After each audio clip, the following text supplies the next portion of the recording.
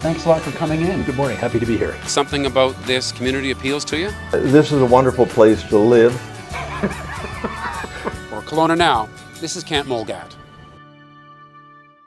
And we're joined by Gerald DeVeer, the president of the Crohn's and Colitis Okanagan chapter. You've got this event coming up on the 2nd of June, the Gutsy Walk. Yeah, so the Gutsy Walk's June 2nd.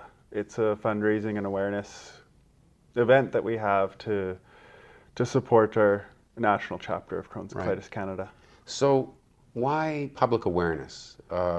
What benefit is it if people are sort of more aware of these conditions? I find a lot of people are in hiding that they have Crohn's and colitis, and bringing this awareness to the table and getting it out there to the media and making more people aware that possibly there is more people sick and your friends and family are suffering from something. So. Right.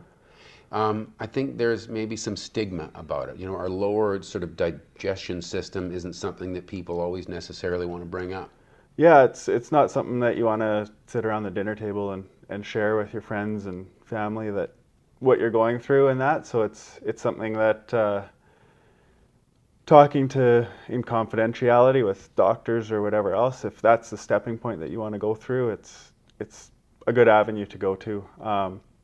I've had Crohn's for 25 years, and it hasn't been until the last year and a half that I've really opened up and felt that need to help others. And right. So you've lived that feeling that you had these difficulties in your life, but you didn't feel comfortable really telling people about so it. Most of my life I lived with Crohn's disease and colitis. I was initially diagnosed with colitis, and then it was later diagnosed into Crohn's disease.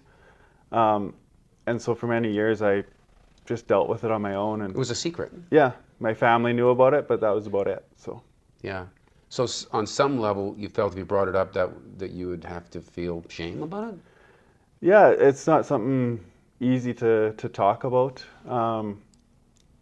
Always feeling sick, not looking sick. Nobody can see that you're sick necessarily. Right. Besides just not being able to gain weight was my biggest identity that people could see. Right. So you've got your sort of profile photo for this event shows the skinnier, less healthy Gerald DeVeer and the current, more robust looking. Yeah, so 2 years ago in September was when I was the sickest, and I admitted myself into the hospital and said, I need surgery and we need to move forward with this. I was 75 pounds lighter than I am today, so. Right. Very malnutrition. So 6'1" and 145 pounds. Yeah. That's underweight. Yeah. But the tough decision is that there you are using medication to deal with a failing system, right? Yeah. And then you have to make the tough decision to, say goodbye to that. Yeah. So I went from when I was first diagnosed, started with the basic medications and then progressed, and for the first 10, 15 years, they seemed to be able to maintain things and work. And then when I was into my 20s, things started not working. Yeah. It was always a default to go on to prednisone, which is steroid. And over the years, that really took a toll as well. Right. It's hard on your body, it's hard on your mental capacity and everything else with the steroids. And then as I got into the more complex medications, biologics and that, everything seemed to work for a period of time, and then it crashed and it stopped. Yeah. And so in between every medication, then there's a lull where you can't take medication because you have to clear your body of it before you can start the next one. So then it's always, you get sick and you get sicker before you can try the next medication after that. So. And then eventually you get what's the surgery that you end up finally defaulting to after you've kind of... So in September 2017, I had an ileostomy. They just disconnected my colon and left the colon inside in hopes of possibly saving it. At that point, within 6 weeks after surgery, I felt great. And at that point, the doctors were, either they could treat the colon still with biologics and deal with the side effects of more medications at that point, or have my colon completely removed. And so at that point I said, just remove it. I feel great. I can do anything with an ileostomy. and I don't want to have to deal with being medication free for myself after being on medications for 25 Right. years. It's just a feeling that you can't replace. So what you have to come to grips with is having an ostomy bag. Yeah. And that's a bridge too far, I think, for some people. They'll hang on to what they've got, even if it's to their detriment, Yeah. because they don't want to take that step. Yeah, and that's why initially they just disconnected the colon to make sure that I was going to be comfortable and able to live with an ostomy. Right. And for me, it was a no-brainer. It was an easy trade-off. Right. I But that's part of what this walk is about, right? Yeah. For you to rub shoulders with other people and say, "Hey, I did that." Yeah. And it's working for me. Yeah. Yeah. So it's. Do you meet people sometimes that are really having a hard time with that? Yeah, I meet people, and that's part of where I stepped in, and I've been through, I feel like, it all from start to finish of Crohn's disease, with all the treatment options, and meeting people that are newly diagnosed, and family members that are dealing with their children that are newly diagnosed, and just trying to help them. It's hard because sometimes it's like I've been through it for 25 years and dealing with it.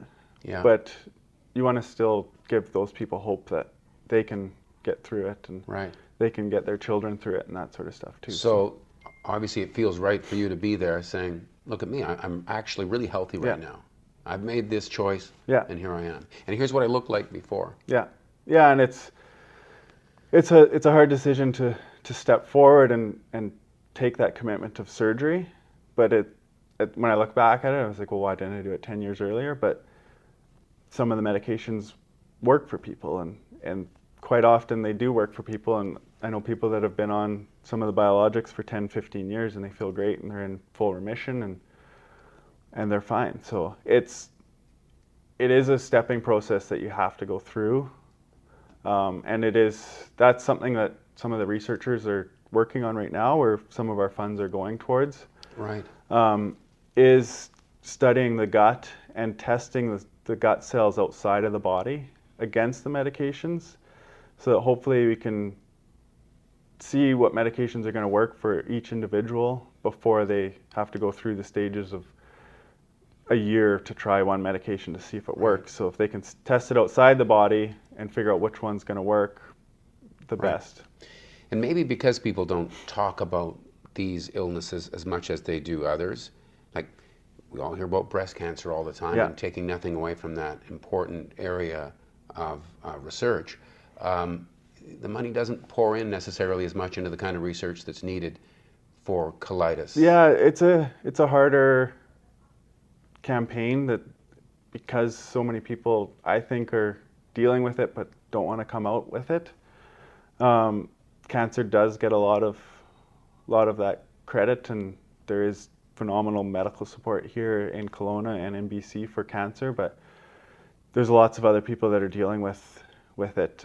With other things. Yeah, like Crohn's and colitis, there's 270,000 Canadians that have it. Right. So there's awareness on this and pushing stigma aside, but also, hey, let's raise some money because Yeah. there's research to be done. Yeah, there's research to be done, and there's also a kids camp that's called Camp Got to Go, where kids that are dealing with Crohn's and colitis can go, and they're all similar kids that they've got the same issues, and they can just go have fun. And That's great. And that's where a portion of our fundraising goes towards too, which is great, and to have those kids be able to go there and just be kids. Fantastic. And so if someone wants to come and support what you're doing, this is the 2nd of June, City Park, what time? City Park walk starts at 11. Registration will open at 9:30. We got entertainment, food and refreshments and everything else. It's a 3-kilometer walk. Just a great event. Hey, well, thanks for coming in and telling us Thanks, about Ken. it, Gerald DeVeer. And thank you for watching Kelowna Now.